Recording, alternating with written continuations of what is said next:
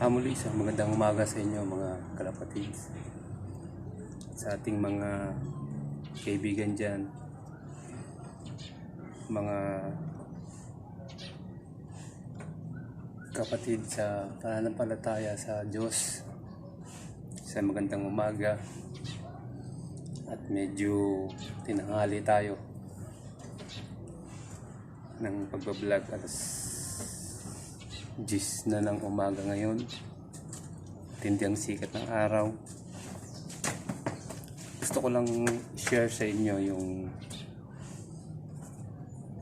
kahapon ay meron tayong ibon na umuwi, no? Nandun talaga yung talino ng mga ibon na klase ng ibon na ganito, kaya nakakatuwa. At maya meron tayong, pagtapos kong ipakita yung ibon na umuwi sa akin, meron tayong konting trivia about dito sa pigeon, no?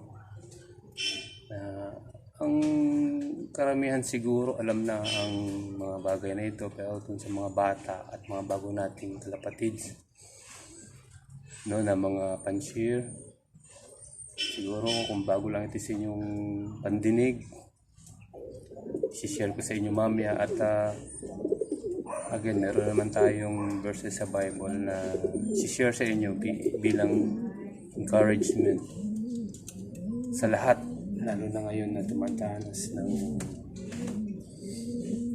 paghihirap ang marami dahil sa nakaraang sakuna na nangyari sa ating bansa. So first, ipapakita ko muna sa inyo yung aking ibon na umuwi kahapon. Ako'y nagulat dahil hindi naman ako nagpakawala kahapon.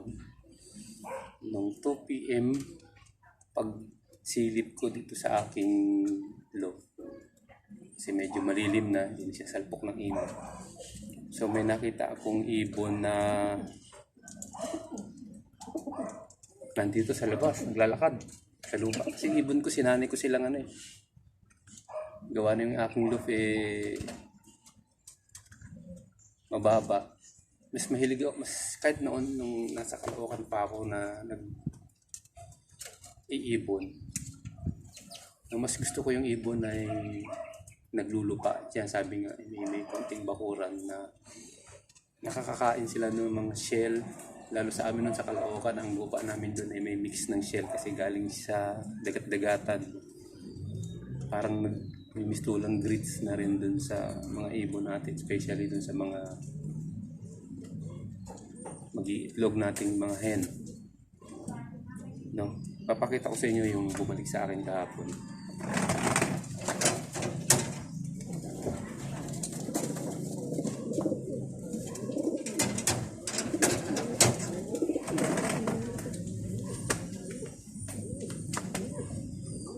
Ito siya. Bata pa siya eh. So, sa totoo lang mga kalapatids, tinry ko siyang itos nung pagkatanggal niya sa iyak. Ito anak ng aking harden. Maliit na ibon kasi babae. Ayan, babae po siya na yun, checkered white fly. Isang side lang ang may puti, na ring kabila. Ayan, itinose ko siya 30 kilometers ang layo. So dito lang siya umiikot.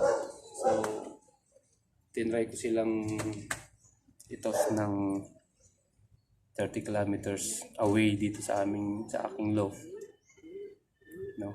Almost may Kawayan, Bulacan na. So hindi siya umuwi. Siya lang yung nag-iisang hindi umuwi ng araw na yon.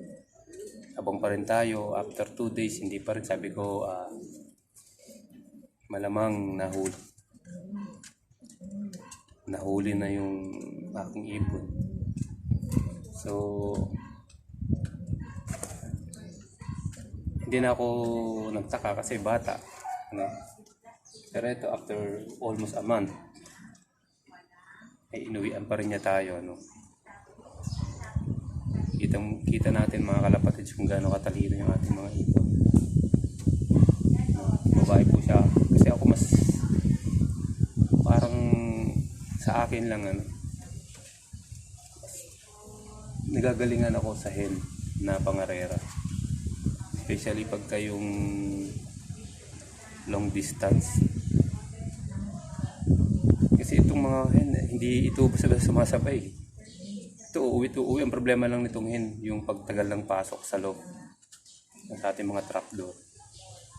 Ang mga cock naman, ito based dun sa aking experience. Ang cock naman,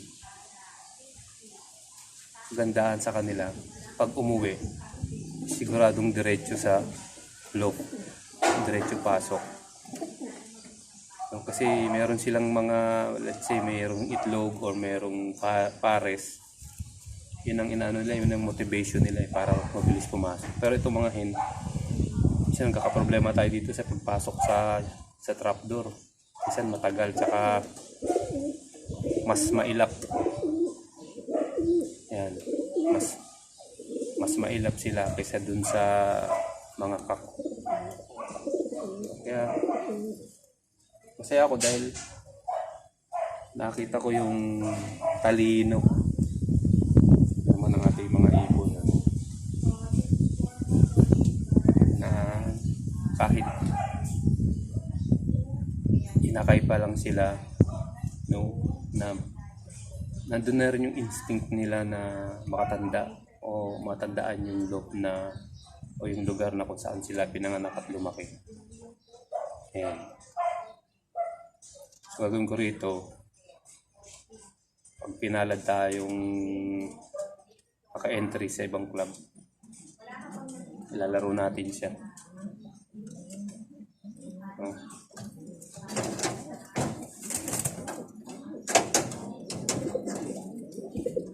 Yan ang talino ng ating mga ibon. At sa trivia na sinasabi ko, marami sa atin hindi alam kung ano ang istorya ng mga kalapate. Pero ito, nauna pa to sa ating mga inuno. No? During the time of biblical basis po natin. Ito nandun na sila, nag-exist na sila.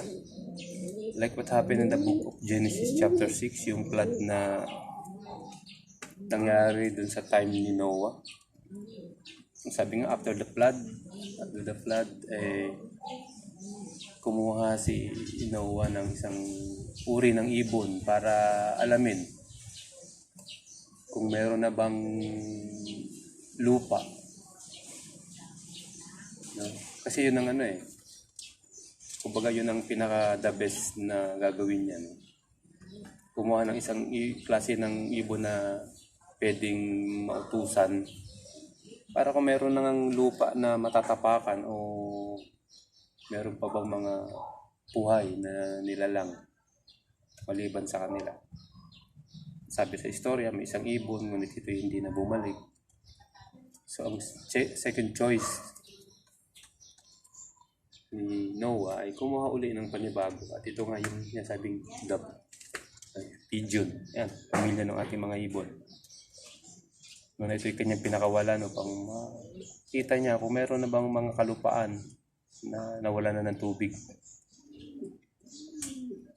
So, sa mga hindi nakakalam dyan, yung Ark of Noah, no? Kasi hindi nyo alam dyan kung nasaan bansa ang Ark na ito na pinagawa ng Diyos kay Noah. Ito po ay nasa bansang Turkey. No, yung sinasabing Mount Ararat. No, sa mga hindi po nakakaalam. Until now, nandun yan sa ibabaw ng bundok sa Mount Ararat sa Turkey. Trivia. No, para po sa mga hindi nakakaalam ngayon, alam niyo na kung nasaan ngayon ang Ark of Noah. No? Yung barkong ipinagawa sa kanya ng Panginoon na detalyado. So even the World War One and Two, wala pa nun communication, no? Yung both ally, yung mga allied country na wala pa silang communication nun para maka-respond sila dun sa kanilang mga kasamahan sa field, sa battlefield. Ang ginagawa ng mga military nun, no, meron lagi silang dalang kalapate. No, kung papansinin natin, no, kasi ang World War I ay naganap almost sa part ng Europe. Kaya yung mga kalapating nanggagaling sa Europe, yan ang alam natin ng mga magagaling eh. Kasi noon ginagamit na sila.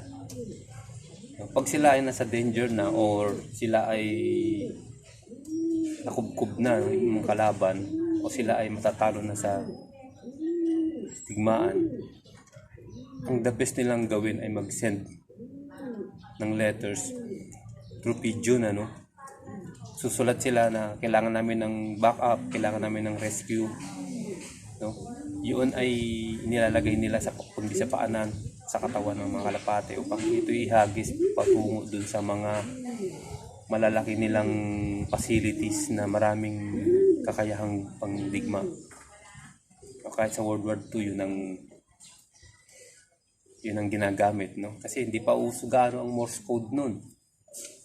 Ayun, sabi nila mga didadit, no, yung parang nagsisend ng mga emergency letters dun sa mga mas malalaking batalyon para mag-rescue sa kanila o magbigay sa kanila ng mas maraming sundalo. Kita natin na mga kalapating ito ay talagang kapakipakinabang at merong kakayahan, talino sa mga bagay na ganyan. Kaya hanggang ngayon nga nagpapatuloy yung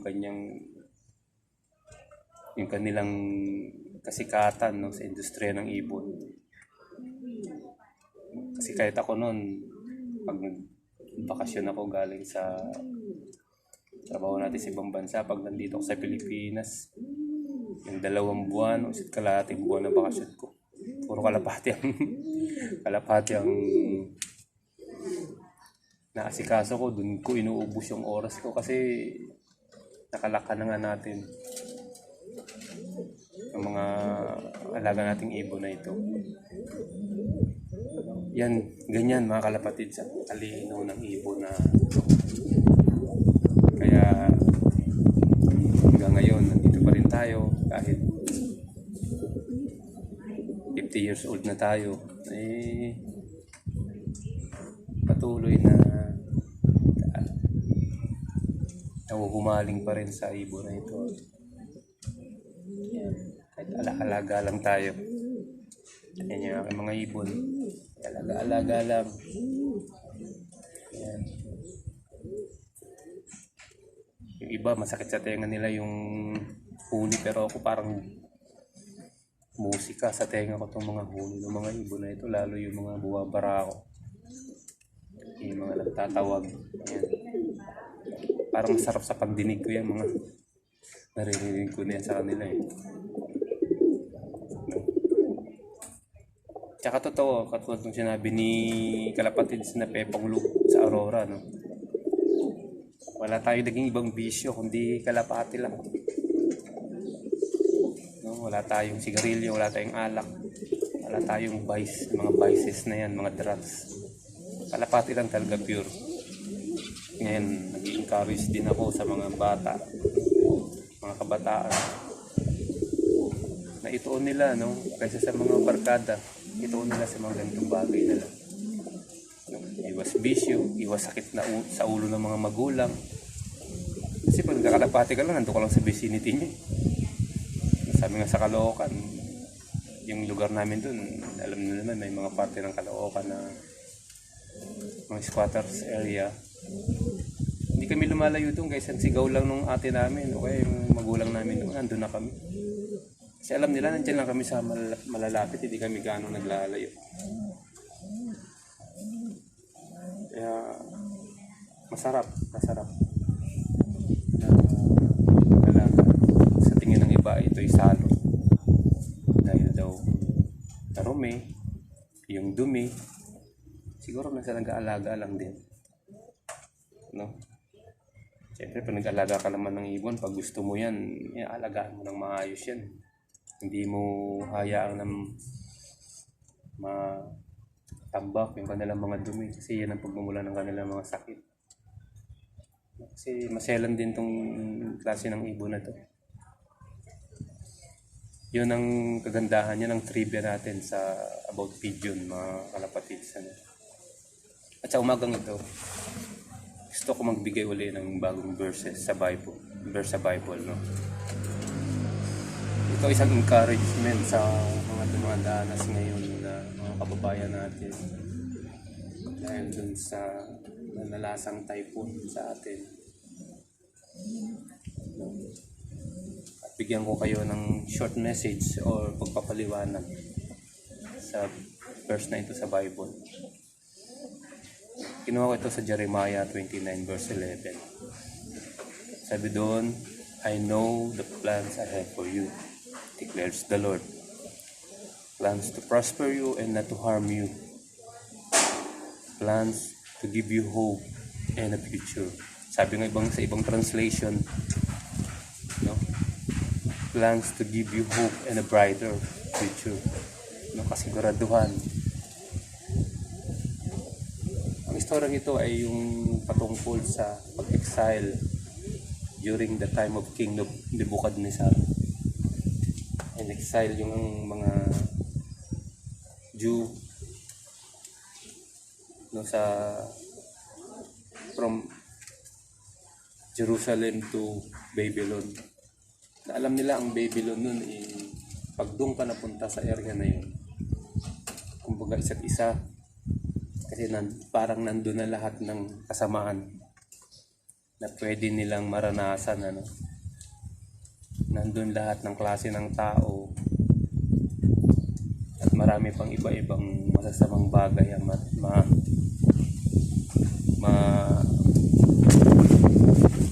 naranasan nila sa lugar na kung saan tatapon sila sa Babylon. Doon sila i-exile. Pero nagpatid ang Diyos ng salita sa umagitan ni Prophet Elijah. Prophet Jeremiah. Okay, ang sinabi nga ni Prophet Jeremiah noon sa mga taga Jerusalem, no? O yung mga sinasabi nating Israelites, na may plano yung Diyos para sa kanila. No? Ang plano ng Diyos hindi sila saktan. No? Ang plano ng Diyos ay bigyan sila ng magandang bukas, ng magandang kahinatnan na kahit sila ay mapunta sa lugar na yun, sa kinatatakutan nilang lugar na yun. Kung titignan natin sa panahon natin ngayon, ay walang ipinagkaiba. Kasi ang salita naman ng Diyos, kung ano yung sinabi niya sa Biblia, yun yung tumpak. Yun ang tumpak, yun ang mangyayari. Kaya dapat alam natin at panghawakan natin itong mga salita ng Diyos na ito. Pag sinabi ng Diyos na meron akong plano sa iyo, may plano ako sa inyo, no, na bibigyan ko kayo ng magandang bukas sa hinaharap. Panghawakan natin yan. Pero hindi naman kagad doon tayo nakatuon. No? Habang naghihintay tayo sa magandang plano ng Diyos sa atin, mararanasan natin yung mga maliliit na bagay na ito. Yung mga paghihirap, no? Merong konting balakid na nasa sa ating daraanan. Pero yan, pansamantala lang yan. Pero dapat nakapokus. Pinanghawakan natin. Sinabi ng Panginoon na yung plano niya para sa atin. Kaya kung dumadanas man tayo ng paghihirap sa mga panahon ito, isipin natin yung magandang bukas na plano ng Diyos sa atin. Sa mga susunod na vlog, merong mga i-share ko sa inyo yung mga gandang pangitain ng ating mga kapatid na binayaan ng gift, no? O pinagpahatiran ng Panginoon ng mga gandang plano para sa bansang Pilipinas. Kasi ako until now, pinangahawakan ko yan many years ago na narinig ko yung bagay na yan. Hindi ako nagsasawa, hindi ako nanghihina na panghawakan na yan. Darating na panahon ay ang ating bansa ay babangon. Babangon sa kahirapan, babangon sa masamang takbo ng politika. Ang mga tao ay magkakaroon ng kasaganahan, hindi lang ang iilan. Okay. Patuloy na gano'n ang ating nasahin. Focus natin yung mga pangako ng Diyos sa ating bansa. Sabi nga, naturing ang Kristiyanong bansa